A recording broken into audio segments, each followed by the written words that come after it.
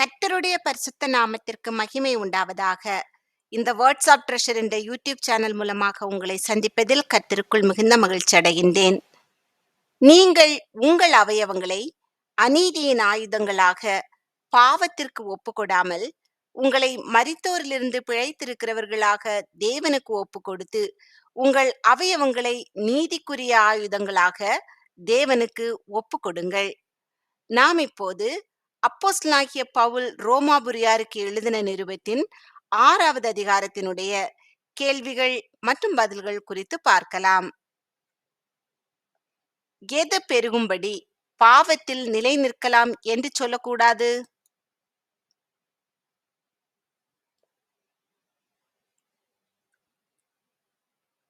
கிருபை. எதற்கு மரித்த நாம் இனி அதில் எப்படி பிழைப்போம்?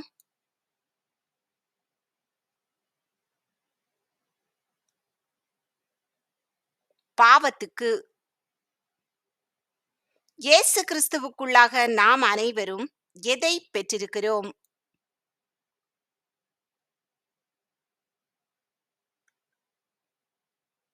ஞானஸ்நானம். கிறிஸ்து இயேசுவுக்குள்ளாக ஞானஸ்நானம் பெற்ற நாம் அனைவரும் அவருடைய எதற்குள்ளாக ஞானஸ்நானம் பெற்றதை அறியாமல் இருக்கிறோம்?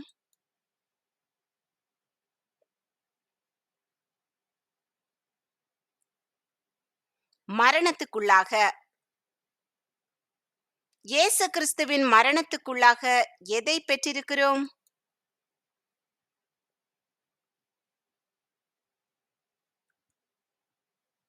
ஞானஸ்நானம். எதினாலே கிறிஸ்து மரித்தோரிலிருந்து எழுப்பப்பட்டார்?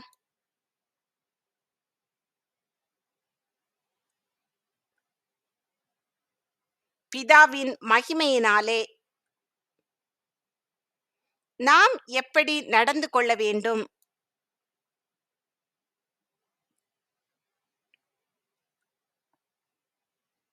புதிதான ஜீவனுள்ளவர்களாய்.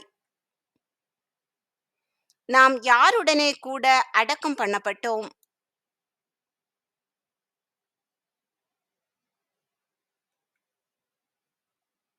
கிறிஸ்துவுடனே.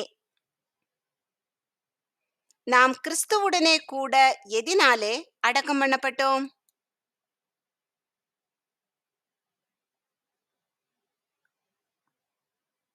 அவருடைய மரணத்திற்குள்ளாக்கும் ஞான ஸ்நானத்தினாலே. நாம் கிறிஸ்துவின் எந்த சாயலில் இணைக்கப்பட்டவர்கள்?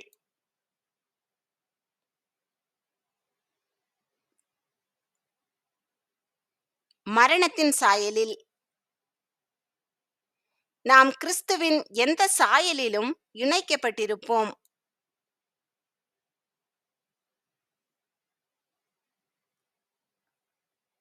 உயிர்த்தெழுதலின் சாயலிலும். நாம் இனி எதற்கு ஊழியம் செய்யக்கூடாது?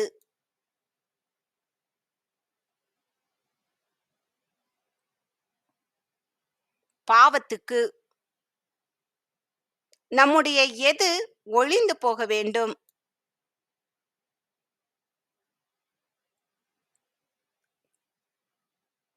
பாவ சரீரம். கிறிஸ்துவோடே சிலுவையில் அறையப்பட்டது எது?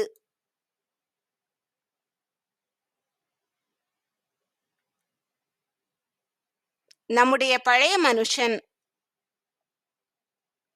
பாவத்துக்கு நீங்கி விடுதலையாக்கப்பட்டிருக்கிறவன் யார்?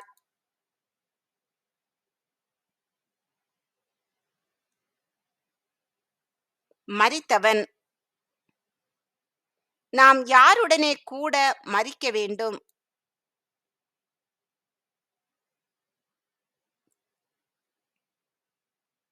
கிறிஸ்துவுடனே.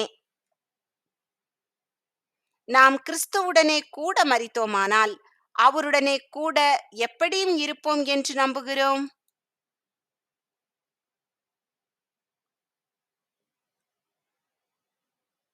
பிழைத்தும் இருப்போம். மரித்தோரிலிருந்து எழுந்தவர் யார்?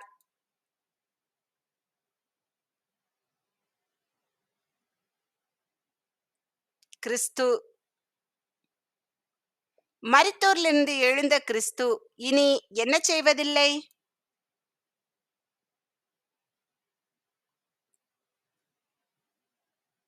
மரிப்பதில்லை.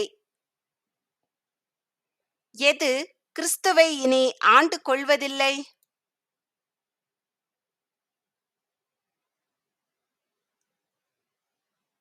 மரணம். சோதனை கேள்வி 1. நாம் எதினாலே கிறிஸ்துவுடனே கூட அடக்கம் பண்ணப்பட்டோம்?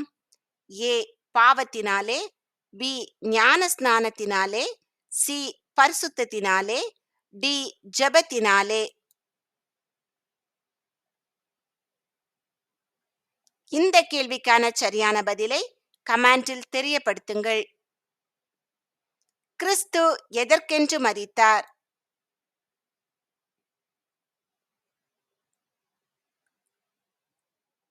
பாவத்திற்கென்று. கிறிஸ்து பாவத்திற்கென்று எத்தனை தரம் மரித்தார்?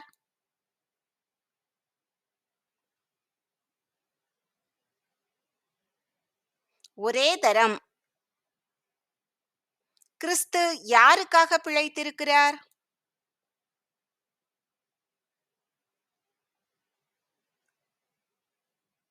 தேவனுக்கென்று. நாம் எதற்கு மரித்தவர்கள் என்று எண்ண வேண்டும்?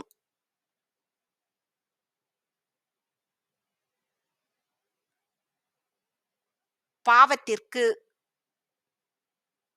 நாம் யாருக்குள் பிழைத்திருக்கிறவர்களாக எண்ண வேண்டும்?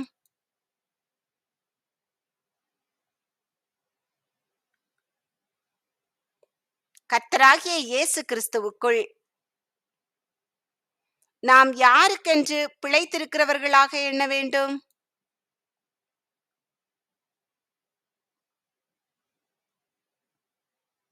தேவனுக்கென்று. நாம் எவைகளின்படி பாவத்திற்கு கீழ்ப்படிய கூடாது?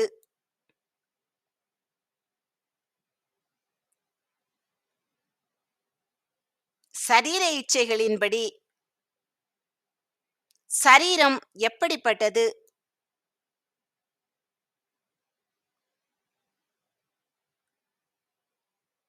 சாவுக்கு ஏதுவானது. சாவுக்கு ஏதுவான சரீரங்களில் எது ஆளக்கூடாது?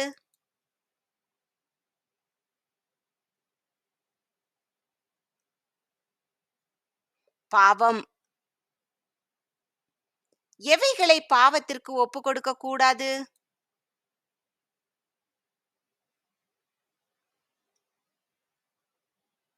அவயவங்களை.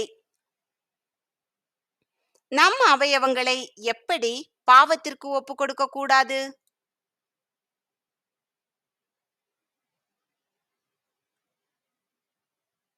அநீதியின் ஆயுதங்களாக.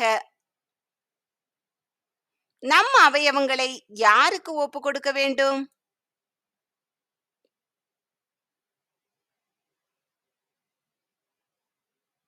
தேவனுக்கு. நாம் நம்மை எதிலிருந்து பிழைத்திருக்கிறவர்களாக தேவனுக்கு ஒப்பு கொடுக்க வேண்டும்?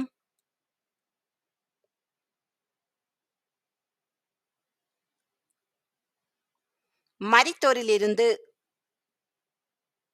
நாம் நம் அவயவங்களை எப்படி தேவனுக்கு ஒப்பு கொடுக்க வேண்டும்?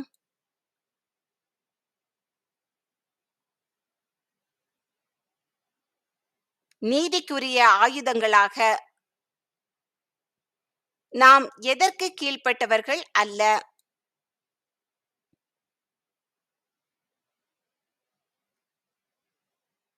நியாயப்பிரமாணத்திற்கு. நாம் எதற்கு கீழ்ப்பட்டவர்கள்?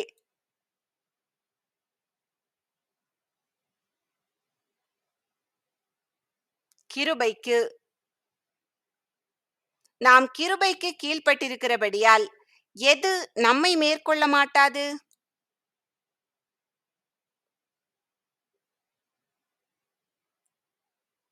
பாவம். நாம் நியாயப்பிரமாணத்துக்கு கீழ்ப்பட்டிராமல் கிருபைக்கு கீழ்ப்பட்டிருக்கிறபடியால் என்ன செய்யக்கூடாது?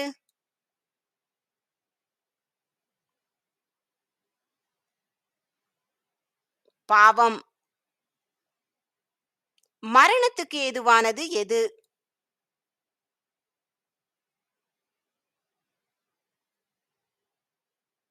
பாவம். நீதிக்கு ஏதுவானது எது?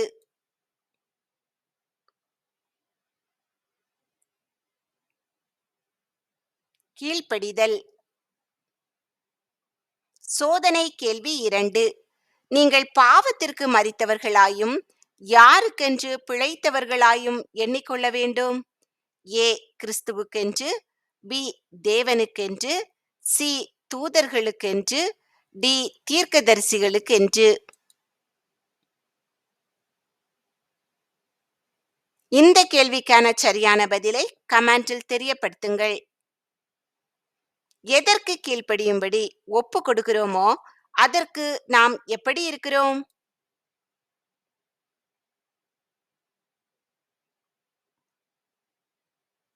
அடிமைகளாக. முன்னே நாம் எதற்கு அடிமைகளாய் இருந்தோம்?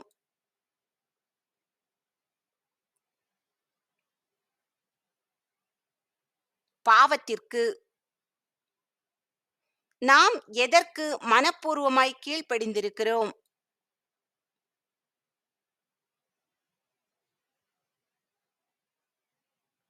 உபதேச சட்டத்திற்கு. எதினாலே தேவனுக்கு ஸ்தோத்திரம்?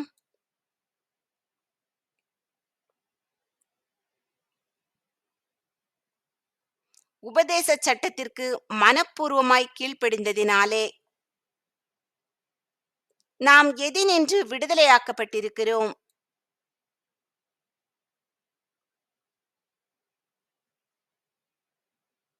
பாவத்தினின்று. பாவத்தினின்று விடுதலையாகி எதற்கு அடிமையானோம்?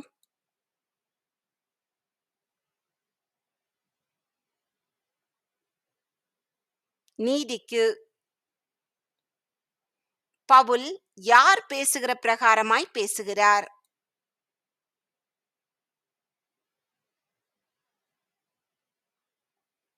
மனுஷர். மனுஷர் பேசுகிற பிரகாரமாய் பேசுகிறேன் என்று பவுல் ஏன் கூறினார்?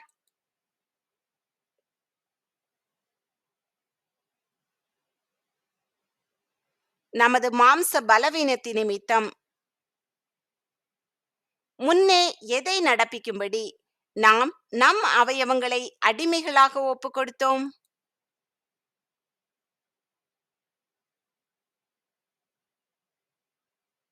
அக்கிரமத்தை. அக்கிரமத்தை நடப்பிக்கும்படி முன்னே நம் அவயவங்களை எவைகளுக்கு அடிமைகளாக ஒப்பு கொடுத்தோம்?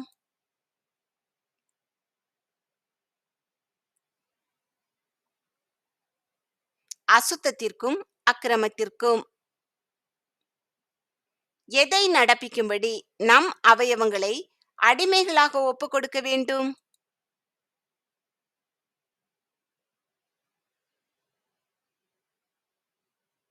பரிசுத்தமானதை. பரிசுத்தமானதை நடப்பிக்கும்படி நம் அவயவங்களை எதற்கு அடிமைகளாக ஒப்பு கொடுக்க வேண்டும்?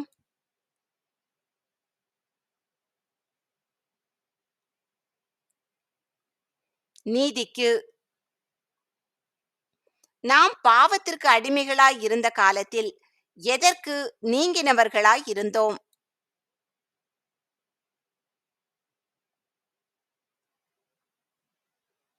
நீதிக்கு. எப்படி தோன்றுகிற காரியங்களினாலே அக்காலத்தில் நமக்கு பலன் கிடைக்கவில்லை?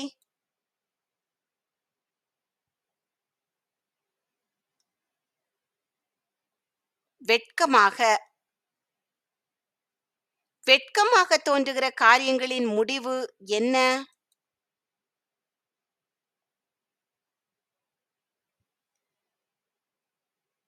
மரணம். நாம் எதினின்று விடுதலையாக்கப்பட்டோம்?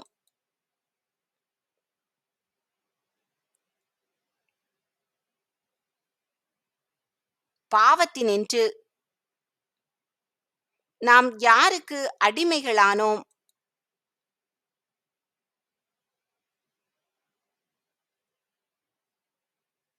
தேவனுக்கு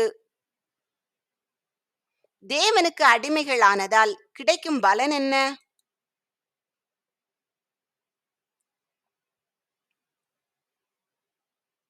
பரிசுத்தமாகுதல்.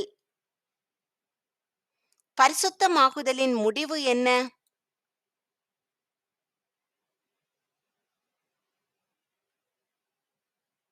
நித்திய ஜீவன். பாவத்தின் சம்பளம் எது?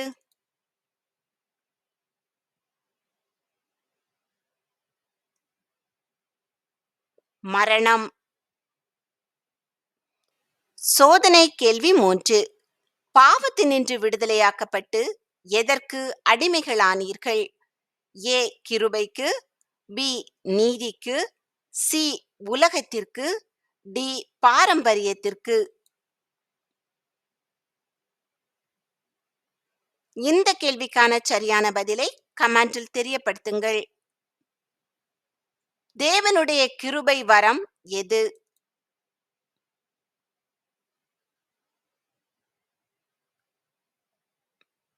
நித்திய ஜீவன். நித்திய ஜீவன் யார் மூலமாக உண்டாகிறது?